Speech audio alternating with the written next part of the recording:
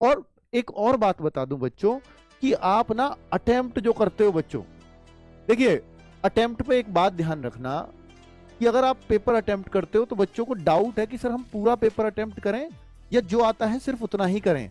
क्या नॉर्मलाइजेशन में इस बात का भी अंतर पड़ता है? नॉर्मलाइजेशन में इस बात का बिल्कुल भी अंतर नहीं पड़ता कि आपने ज्यादा अटेम्प्ट किए और ज्यादा गलत कर दिए उसमें तो नॉर्मलाइजेशन में मार्क्स घट जाएंगे, ऐसा कभी नहीं होता। वो आपकी शिफ्ट पर ही डिपेंड करता है कि वो कितनी कैसी आई है। ठीक है, तो इस बात की चिंता मत करना।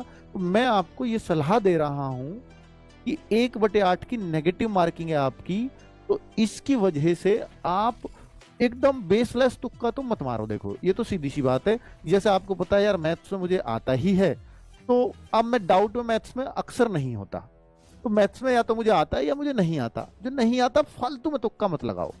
लेकिन रीजनिंग में अगर आपको जैसे क्लासिफिकेशंस होता है, कई बार हम फंस जाते हैं 2 ऑप्शन में, और ऐसे बहुत सारे सीरीज के क्वेश्चंस होते हैं, कई बार फंस जाते हैं कई बार नहीं भी, तो हमें कई बार हम 50-50 में होते हैं, तो वहां जरूर लगा के आओ, कभी मत छोड़ना। ऐसे 1/8 की नेगेटिव मार्किंग ये कभी नुकसान नहीं करेगी आपका।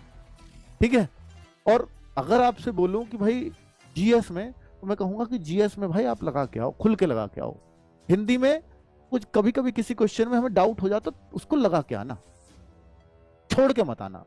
और अगर आप यही मानते हो कि सर मैं तो 70 बिल्कुल करके बैठा हूं श्योर, या मैं मान लीजिए 50 करके बैठा हूं, मैं 70 थोड़ा सा ज्यादा कह गया, 50 करके बैठा हूं, और मुझे 30 का पता नहीं है, 30 क्वेश्चनों का पता ही नहीं है, पर ये मेरे 50 श्योर हैं, तो ये जो 30 हैं, इन 30 में से ये देखो कि आप 50-50 कितने पे हैं, तो वो तो आप अपने हिसाब से लगा दो, कोई सा भी जरूर लगाओ उसमें से।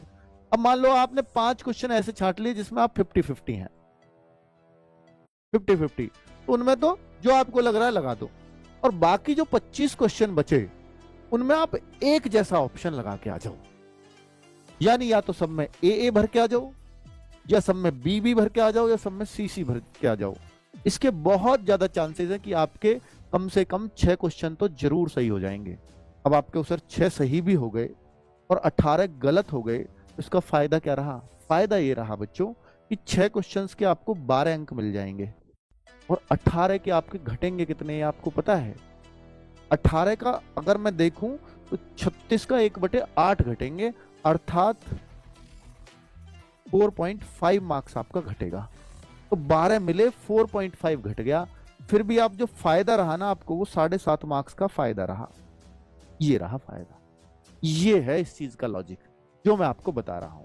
फिर आपके उस 6 क्यों जरूर सही हो जाएंगे? क्योंकि ये प्रायिकता प्रोबेबिलिटी कहती है कि अगर आप 25 करते हो और 4 ऑप्शन का पेपर है, तो उनमें से ये बहुत संभावनाएं हैं कि 6 ए विकल्प 6 जरूर मिलेंगे, और बी भी 6 मिल जाएंगे, सी भी 6 मिल जाएंगे, और डी भी 6 मिल जाएंगे। वो बात अलग है अगर कि आपकी बहुत ही खराब किस्मत हुई तो शायद ये 4-5 पे आ सकता है, पर 4-5 पे भी नुकसान नहीं होगा, क्योंकि 4-5 पे भी आपके 8-10 नंबर बन जाएंगे, उतने घटेंगे नहीं। इसलिए कह रहा हूं तुक्के के लिए, वरना अगर 1/4 की नेगेटिव मार्किंग होती मैं कभी सलाह नहीं देता।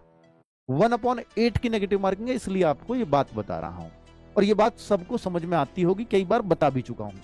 ठीक है, तो भाई थोड़ा सा स्मार्टली चीजों को हैंडल कर लिया करो,